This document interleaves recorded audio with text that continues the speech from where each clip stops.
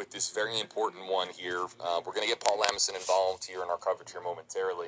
But let's get to Valerie here on Twitter. Hashtag HeyJB. What I began with here, Walt, a few minutes ago. Was this a new search started based on a tip? And here's the thing, because they didn't search this area yesterday. We were talking about this live on stream yesterday, that the search was kind of re-strategized to focus on whatever else investigators knew at the time.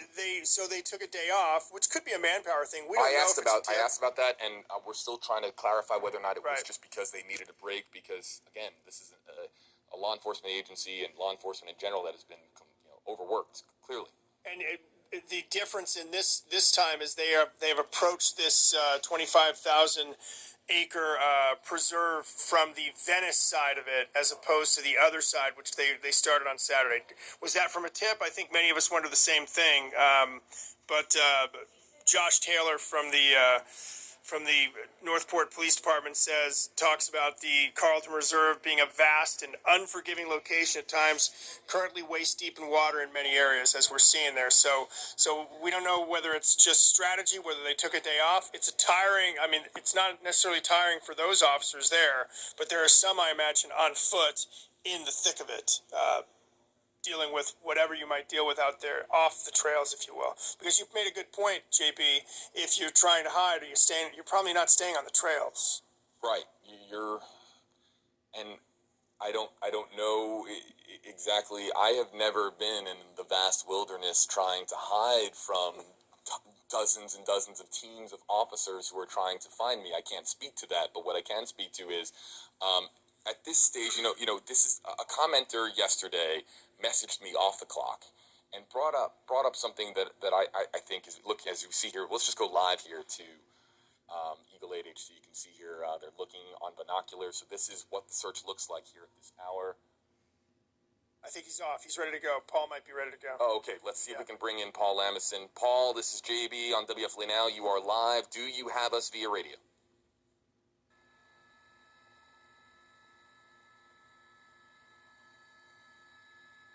Paul Lamison, do you copy? This is JB. We are live on WFLA Now. What do you have up there from Eagle 8 HD? I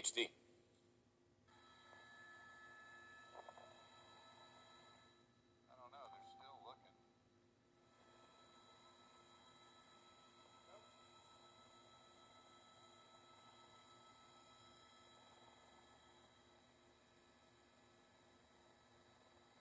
And again, some radio difficulties here with Eagle 8 HD. We have again bring in. Hopefully he's there now. We'll be able to bring in Paul Lamison here, and he'll be able to hear us and be able to take some of our questions here momentarily. But there you were able to see some of the search efforts. But back to the point that I was making.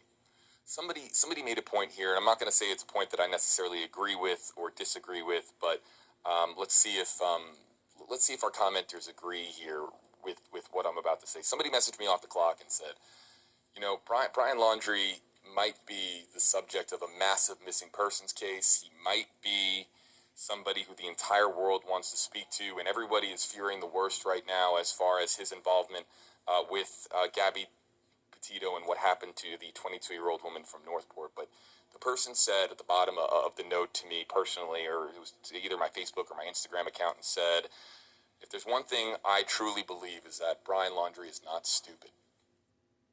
And I just kind of hovered on that for just a moment and thought about it. We've been talking about this, Walt, about how difficult it is to just vanish and disappear. That disappearing act that we've been talking about over the last several days. How difficult it is when the entire world is on the lookout for you and you just completely go off the grid and you are gone. The words yesterday that I read in this message that read that Brian Laundrie is not stupid kind of just stuck with me. And whether or not our commenters agree or disagree, it was just something that I hadn't really ever, truly thought about. But we've talked about his mindset, what his mental state might be like here at this time. Again, with the entire world watching him, with, of course, all of the media, all the media stories and all the coverage. It's been immense. So it's. But if you're going to do that, I think this is the place you do it. And I also think that, if you do think, if you don't make mistakes, I'm not so sure it's impossible to hide. It's just a matter of finding a path out of the country. And I don't know that would be. It's going to be difficult, obviously, from Florida. But if he could make his way out of Florida, that would be the key. Now the question is, why are the police back here? Do they have a tip that he never emerged from this wooded area? Again, trying to reach out to Paul Lamison. Really, just curious because he has seen a lot in his career over the decades here at WFLA News Channel 8. Very curious to hear from him. Again, 8 on your side, senior investigator Walt Buteau. JB Buno here with you live on WFLA Now. Let's get to Tommy Rosalie from the Facebook Live comment section. This one's for you. Hashtag Hey Walt. Would law enforcement have followed the parents and Brian's money yet to try to trace him? You would hope so, right? But obviously, to JB's point, if he's smart, he's using cash. If he's trying to remain hidden, his parents made it sound like he just went out for a hike, which was odd. And I saw a police officer's comment out of a retired officer's comment. Why would sort of question the parents? Wouldn't they question him? Hey, shouldn't you stay around? But that's the last they heard of him, which was last Tuesday. But we don't have any record of whether law enforcement followed the parents or Brian's money at this point. They have not commented.